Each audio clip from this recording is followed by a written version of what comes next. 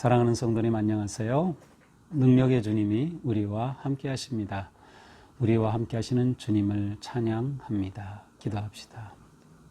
하나님 감사합니다. 오늘도 저희들에게 새날 주시고 또 이렇게 말씀 앞에 서게 하여 주시니 감사합니다. 매일 주시는 말씀이 저희들을 새롭게 하며 또 혼돈의 세대 속에서 나아갈 길을 밝히 보여주시는 등불의 말씀 되도록 저희들을 감동하시고 또 새롭게 깨우쳐 주시옵소서. 예수님 이름으로 기도합니다. 아멘. 네, 오늘 말씀은 누가복음 19장 11절에서 27절입니다. 좀 내용이 긴데요.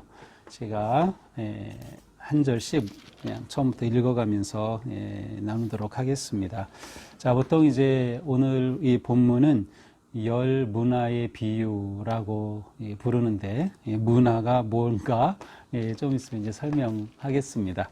자, 1절 이렇게 시작됩니다. 그들이 이 말씀을 듣고 있을 때에, 자, 이 말씀을 듣고 있을 때, 이 말씀은 바로 그 앞에 나오는 어제의 마지막 본문입니다. 예수님께서 삭개오의 집에서 오늘 이 집에 구원이 이르렀다. 인자가 온 것은 잃어버린 자를 찾아 구원하려 함이다. 라고 말씀을 하십니다. 그리고 그저께 그 본문에서는 그 시각장애인을 고치셨을 때 이 시각장애인이 예수님을 다윗의 자손이요 라고 부르고 예수님이 그 호칭을 그대로 받아들이셔요. 그러한 그 내용을 통해서 이제 사람들은 다윗의 자손, 또 구원이 이르렀다. 이러한 그 표현들을 통해서 정말 메시아가 이곳에 이르렀고 이제 예루살렘에 등극하면 놀라운 나라가 이루어질 것이다. 하나님의 나라가 세워질 것이다. 라고 하는 그러한 기대감에 가득 차게 되어 있었습니다. 바로 이러한 상황에서 비유를 하나 더 말씀하십니다. 이는 자기가 예루살렘에 가까이 오셨고 그들은 하나님의 나라가 당장에 나타날 줄 생각함이라라. 제가 말씀드린 것처럼 이렇게 하나님의 나라가 이제 예수님이 예루살렘으로 가시면 곧장 당장 이루어진다. 특별히 여기에는 이제 정치적인 의미도 강하게 담겨 있어요. 이제 사람들이 그렇게 생각하고 있는 것이죠.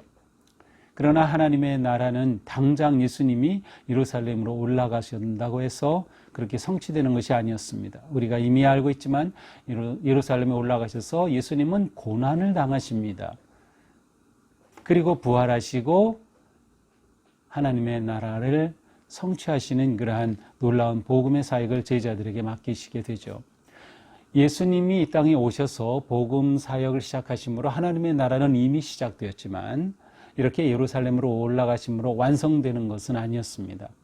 이 사람들은 이렇게 금방 당장에 이루어질 것으로 생각을 하고 있었어요. 예수님께서는 진정한 하나님의 나라, 하나님의 통치하심의 나라는 그렇게 생각하는 것처럼 당장에 시간적으로 그렇게 오는 것이 아니다라고 하는 것을 이제 제자들에게 또 그곳에 있는 사람들에게 말씀을 하시는 겁니다. 12절입니다. 이르시되 어떤 귀인이 왕위를 받아가지고 오려고 먼 나라로 갈 때에 13절 그 종 열을 불러 은화 10문화를 주며 이르되 내가 돌아올 때까지 장사하라 하니라.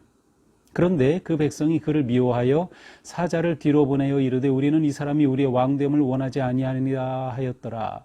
자, 이제 어떤 귀족이 왕위를 받으려고 먼 나라로 떠납니다. 그렇게 떠나면서 종 열을 불러서 열 문화를 줍니다. 그러니까 종 한 사람에게 한 문화씩을 준 셈이에요. 그렇게 주면서 말하죠. 내가 돌아올 때까지 장사하라. 내가 돌아올 때까지 장사하라. 자, 그런데 그 백성이 그를 미워하여 그들 가운데는 이 귀인의 집안에 있는 사람들 또 아는 사람들 가운데서는 이 귀인을 미워해 가지고 사신을 몰래 뒤로 보냈어요. 그렇게 보내가지고 이 사람 이제 왕위를 받으려고 그곳에 갔는데 이 사람 왕위 주면 안 됩니다. 왕위 주지 마십시오라고 그렇게 탄원을 했다는 것이에요. 자, 그렇다면 이제 이 사람이 왕위를 받는다고 하는 것은 일반적으로 생각하는 그 한 나라의 그 큰 왕이 아니라 실제 왕이 어느 지역을 맡기는, 그래서 예수님 시대에는 분봉왕이라고 있었어요. 자, 로마 황제가 분봉왕을 임명하면 그 분봉왕이 이스라엘을 다스리는 거죠. 이스라엘도 여러 지역으로 나누어져 있었어요. 북쪽에 갈릴리 지역, 또 예루살렘 지역 이렇게 나눠져 있었기 때문에 분봉왕은 황제에게 가서 왕위를 받아오게 되는 것입니다. 이제 그러한 그 시대의 상황이 여기에 그대로 반영되어 있는 셈입니다. 그런데 실제로 헤롯 왕이 죽은 후에, 이 분봉왕 헤롯 왕이 죽은 후에 아들이었던 아켈라오가 이제 왕위를 받으려고 로마로 가게 됩니다. 실제로. 그런데 그렇게 했을 때 유대인들이 그를 싫어해가지고 로마 황제에게 탄원을 해서 이 사람은 왕이 될 수 없습니다라는 그러한 그 일이 있었어요. 그런데 아켈라오는 결국 왕위를 받아가지고 분봉왕으로 돌아와서 유대인 3,000명을 살육하는 그러한 만행을 저지른 사건이 있습니다. 그러니까 이러한 것을 어느 정도 배경으로 하고 있는 것이죠. 자, 이렇게 사신까지 보내서 안 된다고 하지만 결국 이 귀인은 왕위를 받아가지고 옵니다. 15절에 받아가지고 돌아와서 은화를 준 종들이 각각 어떻게 장사하였는지 알고자 하여 그들을 부르니, 자, 10종에게 한 문화씩을 맡기고 갔죠. 이제 갔다 와서 그것을 어떻게 했는가 알아보려고 합니다. 자, 한 문화는 어느 정도 가치인가? 한 문화는 100드라크마라고 합니다.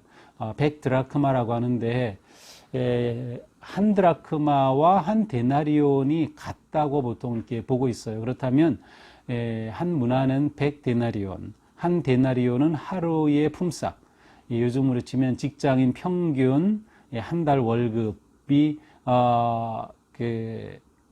하루 임금이 이제 한 데나리온, 한 드라크마라면 한 문화는 100데나리온이요. 그러니까 100일치의 임금입니다. 그렇다면 만약에 한 달에 300이라고 하면 100일이면은 3,000이 되는 거죠. 그러니까 결코 작은 액수는 아닙니다. 이렇게 종들에게 이 액수를 맡기고 떠났습니다. 자, 그런데 돌아와서 이것을 이제 계산하는 거죠. 첫째가 나와 이릅니다. 주인이요, 당신이 저에게 한 문화를 주셨는데 제가 열심히 일해서 10문화를 남겼습니다. 그러니까 이 종이 잘하였다, 착한 종아, 이렇게 칭찬을 합니다. 지극히 작은 것에 충성하였으니 10고을 권세를 주겠다. 내가 이 작은 것에 충성하였어 10고을을, 10개 도시를 내가 맡아서 관리해라. 이렇게 엄청난 대가를 줍니다. 자, 두 번째 사람이 와서 당신이 한 문화로 저는 5문화를 남겼습니다. 그래? 잘했다. 너에게는 5 도시를 줄게. 이렇게 또 맡깁니다. 자, 그런데 또 한 사람이 와서 말합니다. 당신의 한 문화가 여기 있습니다. 수건에 쌌다 그대로 내보냅니다. 내보여줍니다. 그러면서 나는 당신이 아주 엄한 사람인 것을 제가 무서워합니다. 당신은 두지 않은 것을 취하고 심지 않은 것을 거두는 그러한 엄한 사람인 것을 내가 알기로, 그렇기 때문에 내가 이것을 심지 않은 것 그대로 가지고 있다 드립니다. 이렇게 말하는 거예요. 그때 이 주인이 화가 났습니다. 22절, 악한 종아, 내가 네 말로 너를 심판하노니 너는 내가 두지 않은 것을 취하고 심지 않은 것을 거두는 엄한 사람인 줄 알았느냐? 내가 나를 잘못 알았구나. 너는 악한 종이야 라고 하면서 이렇게 말합니다. 정말 내가 그런 사람이라고 내가 생각했다면 적어도 이 돈을 은행에 맡겼다면 이자는 받지 않았겠느냐. 너는 그거를 썩혔다 라고 이야기하는 것입니다.